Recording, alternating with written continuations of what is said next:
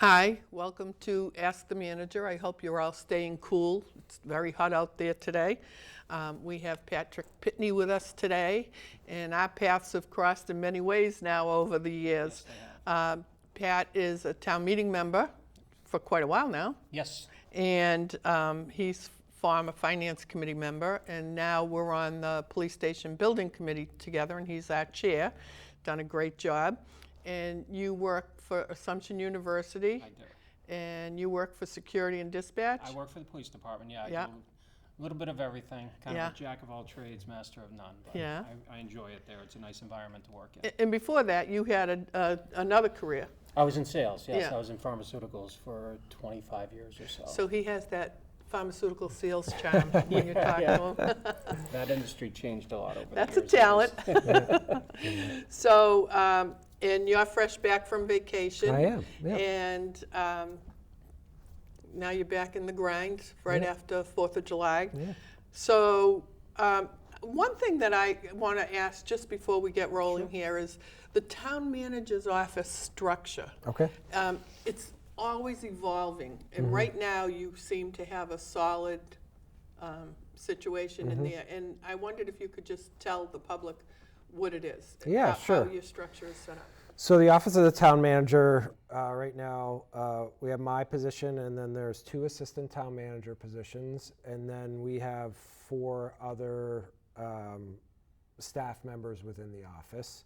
So we have the 2 assistant town manager positions are assistant town manager for finance and administration. So think all the back office functions, contracting, financial planning, utility rates, budget development.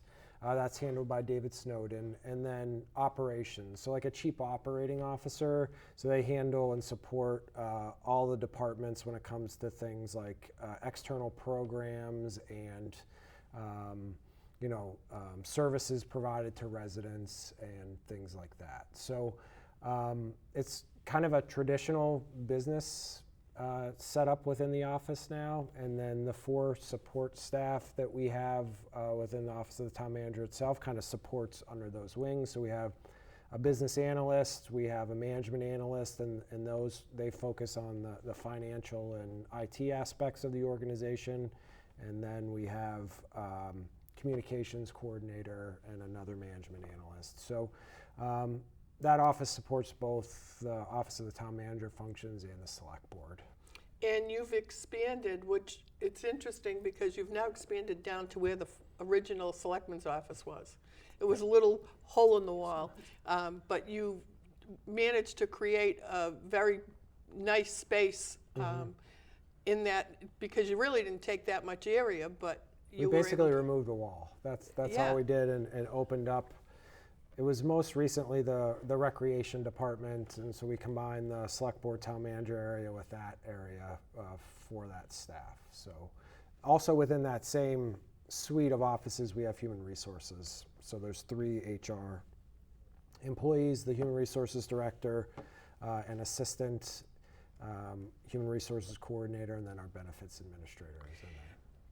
all within that space that All we're within that talking about. space, So you really We're kind of crammed in. you crammed in, but you really maximized Yeah. the area in a pretty nice way, and it's a happening place. So David Snowden is your finance man, Yep. Keith Baldinger is operations. and Keith took your place while you were on vacation at the select board meeting. Yes. And he did a very good job. He was very comfortable in that place, so watch out. He also had the unenviable task of dealing with the water well pump issues that we had over the course of the last week, which was a really big challenge, and they handled a really potentially challenging situation very well. I mean, I didn't want to say disastrous, but it could have been pretty bad. But obviously DPW team and Keith did a really good job of opening the emergency interconnection with the city of Worcester. I don't want to take anything that No, you may want to talk about. tell us, because that was something Yeah. we wanted to ask about anyhow. Right. So we had been in the process, which is a several-year process with DEP, of replacing our highest producing drinking water well, which is known as Home Farm Well 6.5. We're replacing it with Home Farm Well 66. And because of supply chain issues, most recently, and the electronic components associated with the well pumps, they're massive well pumps. This well can pump 2 million gallons a day or so. We hadn't been able to secure the new well pump to get the new well online. We knew 6.5 was aging, and unfortunately, it went into, had an electrical issue and was only pumping at about a quarter of its capacity. And so we had to, at that capacity, since it's our highest producing well, we are no longer able to maintain resident water demands within all of the tanks. And that happened after about 72 hours of its diminished capacity. So the DPW worked with the city of Worcester, and we opened an emergency interconnection. So our water lines within Route 20 and then up by Route 70 are already interconnected with the city of Worcester, and under normal situations, as far as I know, maybe never before, they've never been opened. We exercised them to make sure that they would work in an emergency, and they did work. So we opened the emergency interconnection within Route 20 only about 25% and allowed water to flow in from the city, which basically gave our wells a break and allowed us to refill the water tanks. And I hope it was seamless. I think it was seamless for most residents. And then about 48 hours later, we were able to work with our vendors through some emergency procurement and get a permanent solution in place that allows 6.5 to be functioning in full capacity while we're still waiting on the real replacement well pump, which will be 6.6. So yeah, I mean, it's tough when the highest producing well goes offline. And obviously we had good rainy weather, so people weren't necessarily watering their lawns. They shouldn't be anyhow, but there's a lot of water demand that goes on in the summer versus the winter, washing vehicles and things like that. But we're never really in a dire situation because of the actions that were taken by staff. And that all fell to Keith ultimately. It fell to Keith, and there was thoughts of maybe having an emergency meeting of the select board at one point, and the board worked with Keith and DPW leadership and just did some advisories, and residents were very cooperative and reduced water consumption. It was very helpful to the overall system, and we were able to get through it without any service disruptions. Well, I know I did my part because I didn't wash clothes as often, so when I did, I was folding forever. So I know I did my part. Well, I happen to be on a well, so it didn't affect me. I'm Okay. probably one of the Yeah. few people in town on a well, which is nice when it's working. You run into the problems. But I was curious, just to follow up to that, how was it working with the city of Worcester on that project? Really good. They're really cooperative.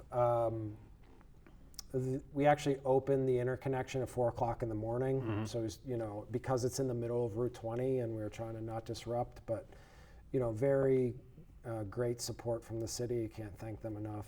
And they're very responsive when we made the call. They know we don't ever make the call, and they're happy to accommodate. It seems like our relationship with the city has gotten better over the years. It has. With the health, and also with patrolling the lake, weed mitigation, things like that. So it's nice to see us working more closely with Worcester. Yeah, they're a huge asset to us in this situation, and can't thank them enough.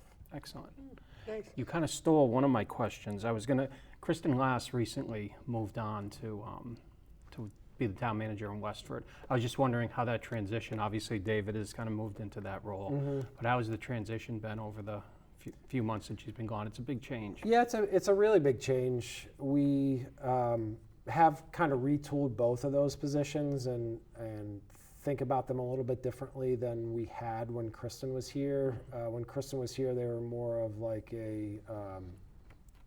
the two assistant managers had oversight of different functional areas within certain of the departments, and we're using more of what we're calling, and what's, I guess, in the private sector, a matrix model, where the department heads aren't reporting to the assistant town managers. They're relying on the assistant town managers for support and advice and assistance, and you kind of have to check all boxes. You need to make sure that if there's a project or a decision that needs made, that we're comfortable from the administration and finance and the operations standpoint as we're making these decisions. So it's a little bit more collaborative, a little less hierarchical, and it seems to be working really well. So we took the time to retool and rethink the positions prior to posting, and then we did, a nationwide search. We had applicants from several different states. We had finalists from several different states, and throughout the process, Keith really just kept rising to the top, and very, very impressive with his panel interviews and his one-on-one interviews. And it was great to make that decision. Sure. It would have been hard not to make the decision, but it was really great to have him do such a good job. It really made the decision very easy. Sure. He stood out. So, and he's done really well in the role and has made an impact right away. Not only just when I was out of the office, but he has a lot of experience with the town at many different levels. Within the DPW, he has private sector experience and running his own construction business, and he's a hands-on person, and he's taken that approach when he's supported department heads while he's in this position. So it's worked really well. Excellent. Yeah. And Kristen's doing well as well. We talk often, and she's settling into Westford and supporting that community really well. But she's still living locally. Yep, she still does. Yeah. Yep. Good. Yeah. And Mary Thompson is retired. She is retired. And she had been in that position for so long Yep. that you just get comfortable with someone Yes. and the confidence with their experience. And so she's, I'm sure, happily retired. Yeah, at she this is, point. and she's still on the retirement board, which is a good thing for us. It's an asset. It really is, and we've called upon her a couple times for some background, of course, and she's been happy to support it. But we do get to see her regularly with the retirement board meetings. So that's good. Let's just stay on water for a minute. I was at a gathering, and someone made an off comment about, not to me directly, but about town water not being drinkable. And of course, after my head stopped spinning around, I explained that the public water supply is such that we meet the standards and that our water is perfectly fine at this point. Now, that doesn't mean that water all over the country can't be improved, but that our water is fine. And I think of bottled water and the issues. People will only drink bottled water, and they're drinking out of plastic. So the plastic heats up, and then the chemicals from the plastic go into the water, and they drink it thinking that they're safe. And I recall a study at where they tested a bottled water company and New York City's water. And you think, New York City, right?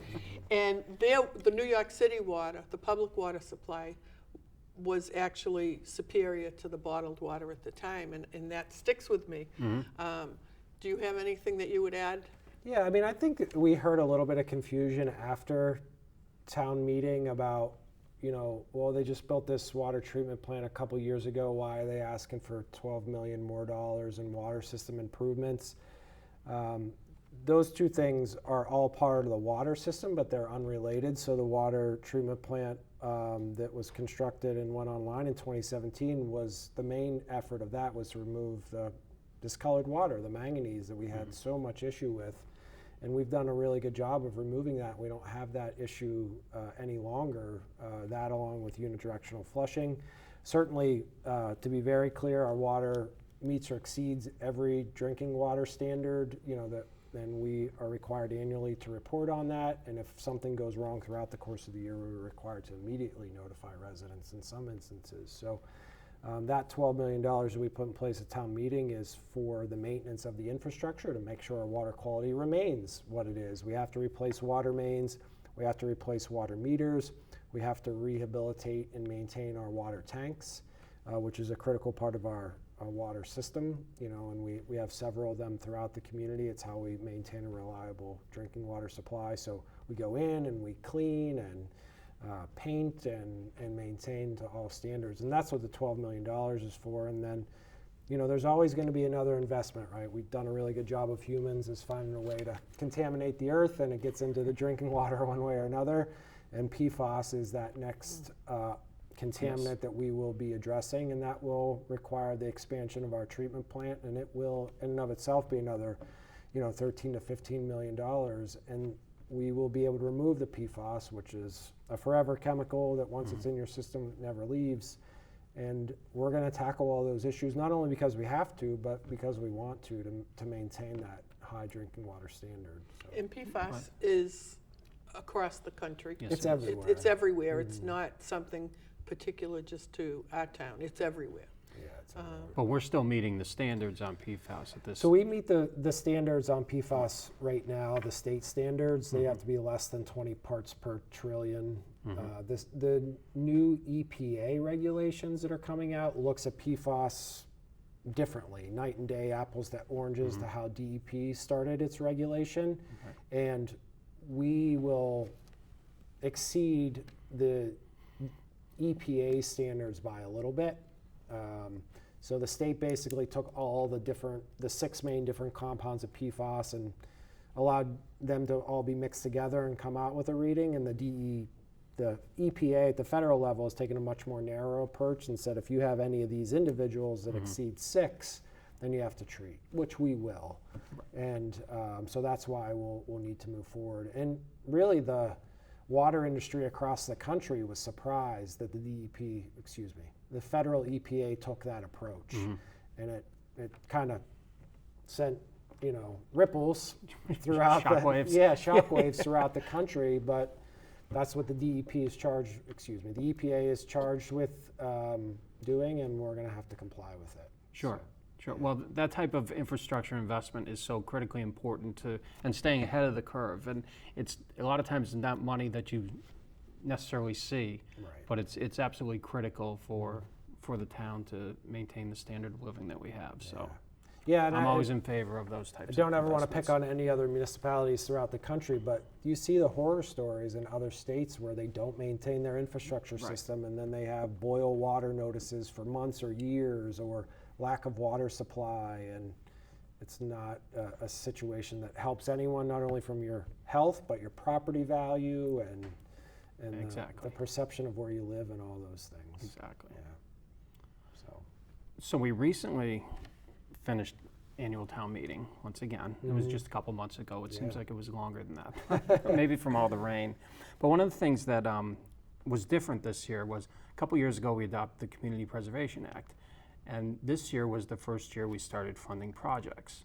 So I wonder if you could just give us an update on some of the the high level projects that money is being used for. Yeah, so I think the vast majority of the funds that were approved by town meeting are going into recreation and open space facilities, which is a really good thing for the community because it's something that was more of a nice to have whenever you're considering, do we buy a police cruiser, a snow plow, or do we fix up the parks, right? Well, we always bought police cruisers and snow plows because we were practical and made those decisions.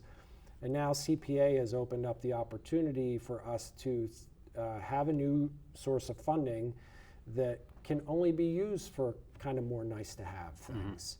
And those things this year that were approved were a significant investment in open space, like adding parking at Camp One again to allow better access to that town-owned land. We're doing a study of all playground facilities on town land to make sure that they're up to standards and we can make improvements, and doing some other historic preservation within I think it's the district, is it the District 5 schoolhouse? What was it? What's the red one called at Old Mill Road? And then the 1883. 1830, yeah. Yeah, yep. Brick schoolhouse, Yeah. and I think it's the District 5 schoolhouse. Yeah. So the one up in the town center next to the fire department where the Historic Society has their museum. So we're making investments in those buildings, and those are really things that honestly we didn't have the funding to get to previously, and now that the community has approved the Community Preservation Act, which is a local tax. It's 1% with the first 100,000 exempted. We are getting about $1 million of funds a year from that program. This is the first year that we funded. I think the CPC did a really good job of having public hearings and laying out priorities and following through with their funding scheme and meeting those priorities, and it'll be something that evolves over time. I would like to, once again, I know I did this at the last meeting, but the CPA needs to be congratulated for the way they made their decisions for the projects that they accepted. Because there were some projects that I was like, not that they're bad things to do in town, but that I was thinking that they were not spending the money wisely. And they did a great job coming up with the decisions. I thought so, yeah. It that was a they nice did. mix of, I thought, historic preservation with some of the park stuff that the community is going to be using. Camp Wanagon I had never heard of, so I went and Girl explored Scout it. Yeah. So I was never involved in Girl Scouts, so, but it's I thought it was. I think it's working out so far anyway. So far so good, very well. So Yeah, happy to see you know, that. there's kind of a backlog of those things. Obviously, the other area to provide funding for would be affordable housing. No funds were allocated there, but there's still a reserve that's set aside for community or affordable housing projects. And that's definitely an area that we need to tackle, and this will be a great resource to help the Affordable Housing Trust and meet their initiatives. Speaking of packing, tell us about the decision-making around someone saying, we have too much packing at Home Depot, and we have too much packing here and there and there, but yet I'm thinking, how futuristic are we going to be if we take that packing away and then the business expands? Yeah, well, that's a good question, but the business would have to expand well beyond any level that it's been at since they've been opened. I think what we're doing through this initiative, ultimately we're trying to reduce the impervious surface area, Right. you know, but we're also, I think, acknowledging that our prior parking regulations associated with strip malls or retail centers exceeded what we really need. It was way too conservative in the requirements and the estimates that we were using on what maximum capacity would be. And I think you see that in a number of instances, because in these retail centers you have multiple businesses and you're going to park once and walk twice, but whenever we were citing them, it had to be, each business had to produce whatever that ratio was. But that group also determined that Lakeway needed more packing? So it contradicts Well, in another place.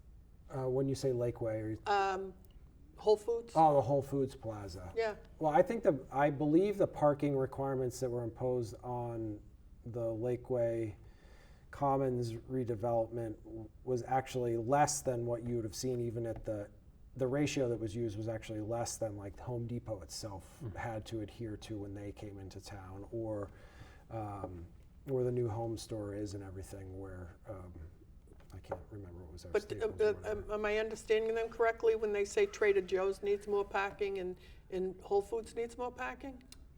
Because there's packing there, they just don't want to, they want Well, to pack on top of the building. Yeah, those are two different things. Right? Yeah, It's right, a yeah, constant, yeah. right, I mean, yeah. because there are open spaces whenever you go to Correct. either parking lot. People don't want to walk. Right. So Right. how are they going to make that determination? Well, I mean, it will be on a.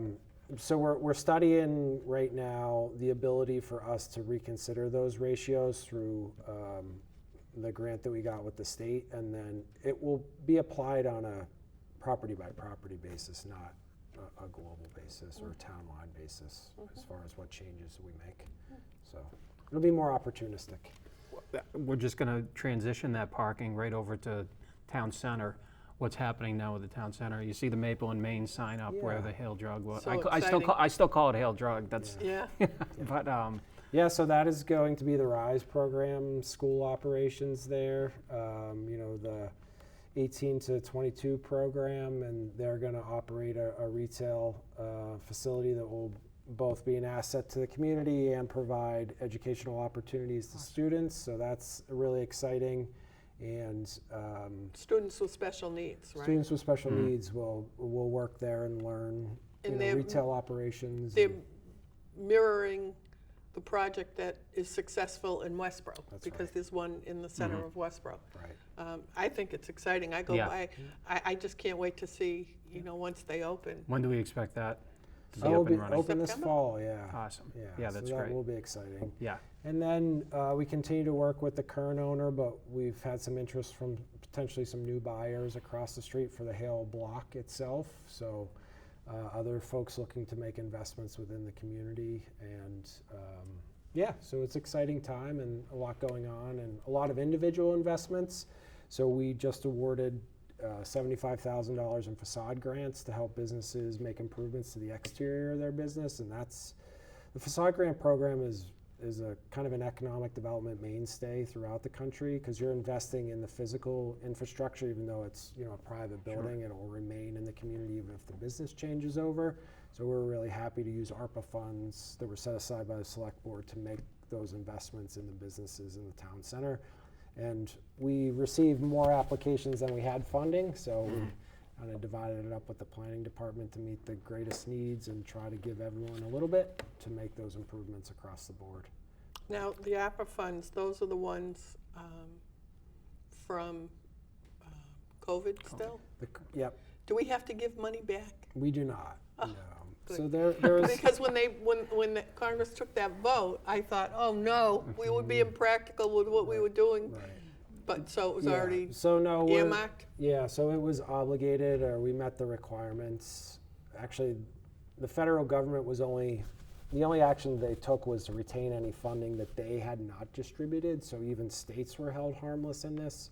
So we still have at least another 18 months to meet the obligation deadlines, which we've obligated all our funds, but then 2 years from that point through December of 2026 to actually So spend we're the good. funds. We're good. That's the first thing I Yeah. thought of. Good to Oh hear. no, Yeah. we would be impractical. Exactly. So just to the north of town, of the center of town, you have Mountain View Cemetery, and across the street, Prospect Park. Again, at town meeting, there was a vote to expand the cemetery over to that part of town. Can you give us an update as to timelines and Yeah. when that'll be open for business, I guess? as you Right, would so say. what we're doing is taking the conceptual designs that we presented at town meeting and moving them into final construction documents. We did that tree survey, and those are all marked out. Those are being put on the map, and we're working through the construction documents. You won't see any real activity on the site until after winter. So next spring, Next we'll spring. start the physical construction and putting in the roadways and walkways and doing the invasive species removal and any dead tree removal to kind of shape the early phases of the cemetery out. And then beyond that, we'll begin the business planning that we need to do for that. What are the price of the graves going to be? Will there be different price points for different sections? Why I didn't buy early. When I first got elected, they were like $300 or I know, $400, it's and like now the- they're thousands. It's like buying at the Cape. Yeah. We all should have I bought didn't 30 know years that. ago. Wasn't any easier back then, don't forget. So they may, I still don't have one either. They so won't maybe- let you buy now. No, I know. So maybe 2025, they might be up for, do you think by Oh, absolutely. I then? would think before that we'll have pricing and opportunities, and we'll work with the Parks and Cemetery Commission to put those options in place for residents to consider. And then that will be the nice thing as well. We will open everything back up for Sure. folks to plan more, and I'm sure that will be really busy Yes. during those early months, or 6 months, 8 months, maybe a year, and then things will calm back down. Speaking of that, I don't recall which meeting someone spoke, a resident, about Prospect Park being unkept. And I thought, wait a minute, that's not a park. It wasn't a park at all. It was purchased land. That was not a park. Someone decided to call it Prospect Park, and all of a sudden everybody thinks it's a park. We maintain our parks. Right, and that's why we did what we did in that second article at town meeting, Right. was designate the balance of it as a park, because previously it was just land that the town had purchased without a designated, purpose. So we solidified everything in that second article, and there were some questions about that I heard. Why did you do this? Why was this contingent? And the other way that we would have done it would have been to ask for the designation of the land, but not had the funds to do it. So we felt that the harder question to have answered, or the harder decision to make, is, do you want to make this investment in this property for cemetery purposes, not designate the land for cemetery and park purposes, and then say, okay, now do you want to fund it? Right. Because, Right. you know, And it required both. along with that, the original land purchase, the spirit of that was for cemetery Yes. in future park. Yeah, that's what the So- committee said. Yeah. Yep. So it all worked out, but it was never an unkept park. Right.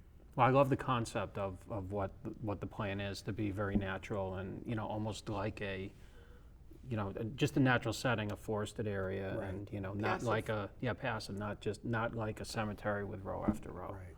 Yeah. which I think is very cool. Yeah. And we've actually started, because we're using ARPA funds for it, there's been some concern or challenges with headstones at Mountain View, and we've made an investment and fixed, I believe, 22 headstone foundations Nice. this spring, Mm-hmm. and, you know, which needed to be done, and we'll tackle a similar amount again in the fall or next spring, and just keep working. And the on moral that. of that story is buy fat stones, because the old stones are so thin Right. that they're brittle and they're breaking. So buy fat stones. Well, some of those are probably 300 years old. Oh, it's yeah. getting pretty Yeah, so close. it's very historic, Yeah. yeah. So actually, that might be down the road, that could be a use for community preservation possibly. Yes, Historic, absolutely. Right. historic Restoration. preservation, yeah, Yeah. yeah. I'll get a flat stone. Oh, you don't have to worry Then about you're it. going to sink in the ground. No, that's okay. You won't mind. The road where my father is, they won't fix the rest of the stones. They're all flat in the soldiers section in St. John Cemetery. And they said they can't fix the other stones unless the family requests it. And I'm like, seriously? Do I have to have all my friends pretend they're No. family members and request to raise the stone because they're sinking? Yeah, my parents are down in Bourne, and I don't think that's an issue with the federal ones. Those are always beautifully maintained, yeah. Yeah. Yeah. Well, they fixed my father's, but they wouldn't fix the rest. And I was really disappointed in that. But anyways, go ahead. You always get us on cemetery, know. although I brought it up. So I was online looking at the website, and I saw the strategic plan was up, and I noticed that one of the pillars was engaged and connected. It's one of the strategic plan outcomes. So I was thinking about that, and I was thinking one of the things that we struggle with in town is getting our younger people engaged in local politics, local government, even statewide and national politics and government. So how do you think we can use that part of the strategic plan to try and get our younger population more engaged? It's a really good question. Getting everyone across the board engaged is challenging, and getting young folks engaged is even more challenging, I think. I think we're moving in the right direction to be a little closer to quote unquote where they are. We're in the process of expanding our social media accounts. You know, we'll have a town Instagram page pretty soon, so I know that's not necessarily to the most progressive end of TikTok or something like that at this point, but we're sort of moving in that right direction. We are running for the first time this summer a junior police academy, which is really exciting. There's 50 individuals participating in that, and That's a lot. yeah, so I think that's awesome. a great opportunity, because I think there needs to be some type of tangible connection, and police and fire is really something that people can understand and grasp what the role would be. So I think that will be key, and maybe a little bit less so. We are finalizing the syllabus for a general resident academy that we'll have this fall, and we hope to ask for applications for about 25 seats in that program, and just continue to do a better job of marketing and sharing information as broadly as we can. We're also going to produce, and I know it's really old school and compared to social media, but a printed quarterly newsletter out of the town manager and the select board's office that will be coming out in July. It's really a successful tool that the school department uses, and we want to, mirror, mimic Sure. what they're doing because of their effectiveness. We just think it's an opportunity. So we hadn't focused a lot on communications generally. Now we have the communications coordinator position because of the outcomes of the strategic plan. We have a strategic communications plan that was presented at the select board meeting, the first meeting in June, and it's something that we need to focus on, right? Put resources in place and be more focused on that. And one of those things, if I can, Selco was just awarded a national performance award from the American Public Power Association, and for being a community-owned utility and a leader in community. I mean, that's us, and we're being recognized. Selco's being recognized by a national organization, one of only 3 communities this year to receive that award. Wow. So, we just need to do a better job of telling the good story that we have. Sure. You used to be able to get that in the Telegram and Gazette, but Yeah, you cannot. there's no reporting anymore. There's not. So, Yeah. I mean, that There's not. information, people would read about it, but And it's it's not not very available. It's not very broad, but myself and the other assistant managers do go to John Aloisi's class, American Government class, once in the fall, once in the spring. We support projects and provide information on the budget, and we get to meet students that way. And I know it has an impact. I've seen those students out in the community at other things, or I was in testifying on the Ava Roy legislation on the 22nd, and Rep. Kane has an intern that was in Mr. Aloisi's class this fall that I met there. So yeah, I mean, hopefully it makes an impact and spurs a little bit of interest. Yeah, I know both of my boys took the American Government class with John Aloisi, and I think I think they got as much out of that class as anything they took at Shrewsbury High School, which does a terrific job, by the way. Yeah, that's great. But I would love to see that kind of civics and local government almost be mandatory for this school. Yeah. For And it's really important across the board. It's not just police and fire, but it's Department of Public Works. We have a plumber's position, we have an electrician's position. It's just another industry government. Right. We have similar positions to the private sector. Finance, accounting, all those principles are all the same. We just do it on the public side, not the private side. So there's plenty of opportunities. Now I know cost is an issue, but you did have some experience with the summer intern.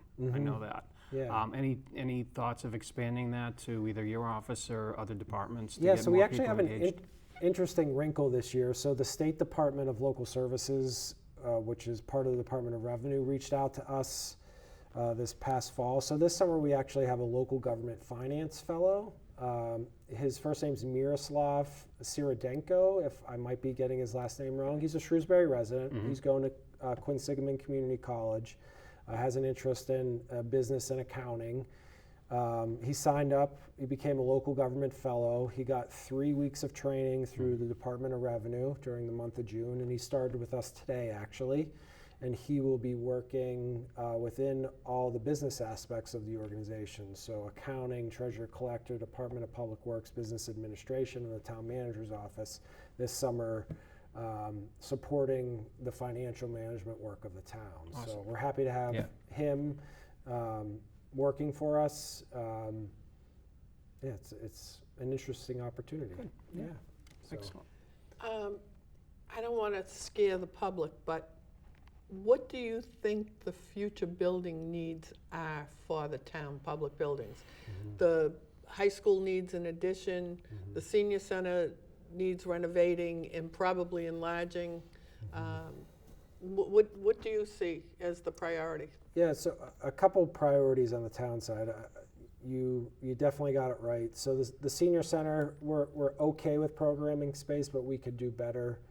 The town hall, we are cramped for space at this point. We need to get, first and foremost, get recreation out into a more prominent area so they can service the public better. So we do have some space needs at the town hall, which, of course, you both, being on the building committee, will remember that the entire municipal campus on Maple Avenue was the original scope of work of the police station, and then COVID hit and the select board narrowed it back to the police station, rightfully so, but that hasn't changed the needs of the town hall. Sure. We're working in partnership with Selco about how they're thinking about their space, and maybe they won't be a mainstay or have as big a presence in the town hall, which could be, another advantage if they're looking at other options, which they are. And What then, does that mean?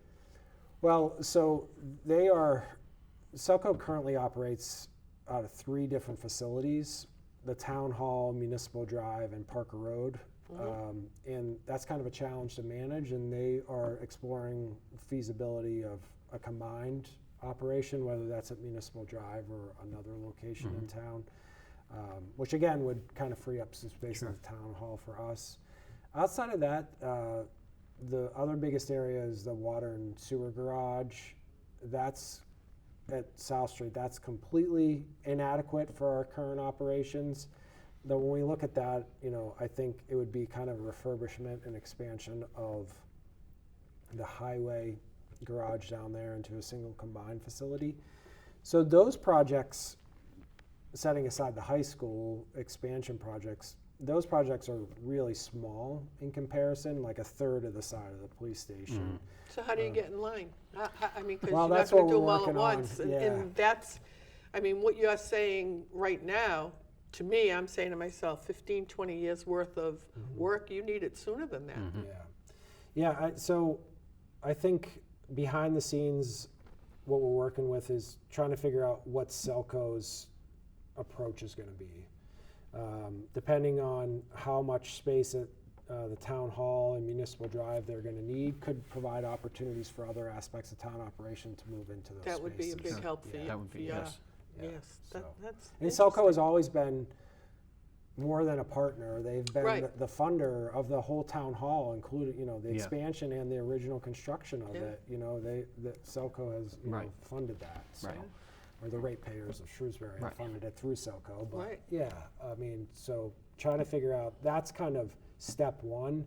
The high school's on a separate path because of the the funding schedule and the MSBA. The state's doing a lot of work to figure out what the future of the MSBA is going to be because of the expense and those things for public buildings. But that's how I see things playing out. What's Selco going to do? How does that change the need for municipal office space? And then the garage for water and sewer is probably our single biggest need at this point. And when you talk about that, I think DPW, there's so many departments within DPW. Are they structured appropriately around the town? Yeah, I mean, we're operating, we have the water treatment plant at South Street and the town hall is the base of operations. And the water treatment plant is really there's limited separate, office space. right. Yeah, there's 2 or 3 people that are in there throughout the course of the day maintaining the system, but we don't have staff that report there. So it's really just South Street and the town hall. And I think it's fine. It makes sense now. We'd never be able to combine those facilities. No. Yeah. No, there's not enough, I don't know of property There's big not enough. a big enough piece of property left in town anymore. There right. is not. Yeah. There's not. Well, speaking of buildings, the police station's now up and running, has been for a few months. And I'm not sure that everybody's aware, but there's an opportunity for the community to take advantage of use of the police station. I think there have been a few meetings there already. Could you just give us an update as to how that's going? Right. So the building was constructed with great foresight into providing opportunities for residents to use the building. So there's 3 separate conference spaces, one being a large training room, and then 2 smaller 12-person conference spaces that are all just off the lobby, as you know. And them being just off the lobby means they're not within the secure area of the police station. So, small groups or meetings could occur within those 3 rooms, and they're open to the public, just like the area is within the fire station or the public library and the various spaces. So they would just contact the non-emergency number at the police department or email the contact information on the website on the police department page, and they can reserve that space. Has that been taken advantage of yet? Yeah, Have there's people- been groups that have Yeah. met in there. Some of the groups that traditionally would have met in the selectmen's room have bounced over there. Oh, good. It's the challenge right now is, I don't want to say it, but parking, right? Because we haven't opened the full campus Sure. back up, and there's only about 6 or 7 spaces right in front of the police station that are available. So we've been a little bit more limited in who we can accommodate there, but that's all going to change by Right. the next 6 weeks or so. Yeah. So, Good.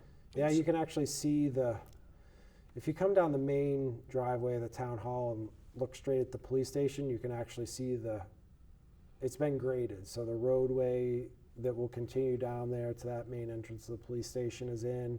The detention basin is shaped, and they're doing the fine grading on the rest of the parking lot.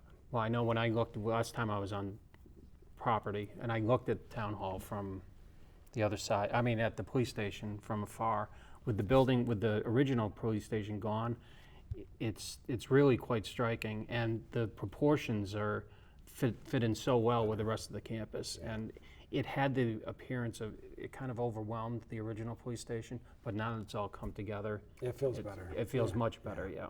Right. So it's good to see. And it's beautiful inside. I mean, very practical. And when you think of how crammed they were into that small building, that they actually have, civil space for their desk and the way they're categorized by job and job description, it's very impressive. And there will be an open house for the public to tour, but that won't be until the parking lot and everything is done. So it's at least September, right? Yeah, I'm thinking September Yeah. for that. Do the dedication, allow for the tours, and have folks to be able to see the new space and all those things. We'll be excited for that day. And the public always asks or comments, oh, it's so big. But policing has changed. The expectations, the requirements, juvenile cells, female cells. So there's so many things that impacted the planning of that project. Yes. And that building is going to still be considered reasonable size, hopefully, as we approach 50 years. So Yeah, I mean, the differences in the buildings, the training facilities, both the physical training facilities for the officers, the workout room, if you want to call it that, and then the modern Milo scenario trainer with the 3 large screens. Yes. And then you think of all the things you hear go wrong in different police departments across the country, and how they store evidence. And our evidence storage is now really modern, and it's it's done appropriately, and it's safe, and it's then all the technological infrastructure that goes into that building and the space that you need for that. It just adds up. And we actually have a roll call room that all the officers in the shift can not only use, but we can do training in. And I was through there a couple weeks ago, and all the body cams are there for the officers to grab at the beginning of their shift. It's just a different operation. And everybody than it has was their own even 10 years locker. ago. Yeah. Everyone has their own locker. which is so much technology. Yeah. So much technology. Well, that's what really threw me, was the infrastructure that was involved. Obviously, this is my first building, first time I've been on a building committee, but the infrastructure and putting together a police station was just almost overwhelming at times. Yeah. To see how much goes into it. Right. So, Yeah. Yep. but I think the public will be pleased when they get to the open house. So Yeah, I believe we're it. looking forward to that. And the chief is so proud of it. Oh, yeah. Yes, he is. Yeah. Yeah. Do you have any other questions? Well, I do. You mentioned earlier that the Telegram Gazette, they kind of stole some of my thunder. But yesterday there was a story in the paper about what's happening on Route 9 with the big cement walls, where the McGovern Group is. I wonder if you can just give us an update on it. And what I'm curious is, what kind of benefits will that bring to the town? Yeah, so there's 2 different things going on at the McGovern site. One is going to be their vehicle repair and preparation facility for McGovern Auto Group, and that will include their municipal fit-outs. So, McGovern's a Ford dealer, and Ford has kind of the corner on police equipment and pursuit-rated vehicles, so they'll be doing a lot of their municipal fit-up, which has already benefited the town, actually, having police cruisers in town and being able to get access to, something. And then the big thing that's going on closer to Route 9 with the cement walls is, Floor and More, I believe it's Tile and More or something, I should know this. A flooring retailer is going to be a 27,000 square foot retail building that's being built there. And that must be what we see on Yeah, that must be That is what you see. So that's going to be a brand new building that will be there and operating within the community, and be an asset to the region, and those looking to make improvements to their home and all that stuff. It'll be a home flooring store. And yeah, again, new jobs, more opportunities. And the McGovern property will have, if I remember right, over 70 employees. I'm not sure what the retail store, but I imagine they would have at least 30 part-time and full-time employees combined. So it's revitalization. We all remember what it was, right? Barely used building that in its most recent years was a flea market, right? Yeah. So- Almost condemned building, Yes, probably. yes. Absolutely. I mean, when the building was sold, it was almost $400,000 in arrears on taxes. So that's all been settled, and now we have these two really great uses for the property, and And that's more revenue for the town. More more revenue. revenue for the town, more property, and I don't know. And improved aesthetics as Yeah. well. I don't know certainly. why the article was written. We have looming concrete walls. We have a building going Yeah, up I that's going to provide jobs and That's what happens. opportunities. Yeah, I mean, it's a great thing. I thought so, yeah. And just such an improvement to that piece of property. It was kind of in disrepair Yeah. prior to that. Yeah. And you originally told us at the previous Ask the Manager program that there were 16 homeless families and possibly 10 more coming. And then we're up to how many now? I'm not exactly sure of the most recent total. I believe there's up to 250 individuals that are Wow. within the emergency shelter within the community now, and they're receiving support through SMOC, which is the state's contracted third-party provider, who are there on site at least 8 hours a day and providing them with meals. And the students were supported in the Shrewsbury Public Schools, and the state is paying for summer camp for the students. And they're paying for the students to be in the school. That's correct, yeah. So it really works out to, if the student were to attend every day of school and with a $1,000 base grant, we'd get about $18,000 per student. And Which is more than we yeah. spend per student that right is- now. That is Yeah. correct. So, and along with, they may need more support Mm-hmm. also. So along with that will probably come programs to support them. I see people now walking from that area where they're housed to probably, I assume, Price Chopper. And there's no sidewalks.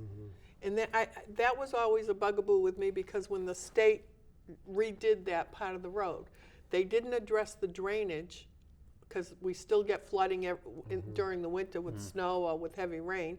So they didn't address the drainage, and they never put in sidewalks. Right. And I just wish that, I'm happy that the state found a safe place for these people to live. Now I would hope that they would put in sidewalks to make it safe for them to walk back Right. and forth to the And the store. other challenge right now is that there's no public transportation to that Right. site, but Right. we're trying to work with WRTA to expand it. The former guest from a couple episodes ago, Mo Beauvoir, Yeah. is a big advocate for that, and he's been reaching out to me and the RTA, and we're trying to get that in place.